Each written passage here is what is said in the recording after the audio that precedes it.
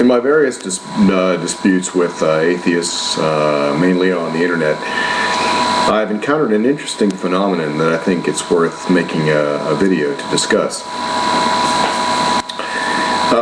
There are two ways that a proof can be wrong. One way is if the proof has an error and reaches a conclusion which is false. The other way is if the proof is erroneous and yet still reaches a conclusion that happens to be true. I've often pointed out the logical flaws in various proofs of the non-existence of God. And many times atheists have immediately gone off on a tangent and basically attacked me from the point of view that I don't agree with their atheistic point of view. My views about atheism are not the point. I'm trying to serve as a referee here.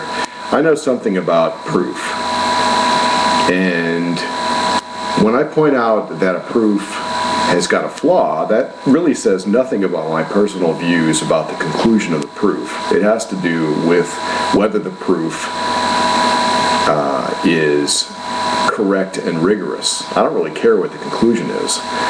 If a proof says ultimately if A then B, I don't care whether B is really true or not. I want to talk about whether the proof shows that A actually implies B. That's an entirely different story. To put it a different way, there are probably all kinds of incorrect ways to prove the Pythagorean theorem that relates the length of the base and the altitude of a right triangle to the length of its hypotenuse.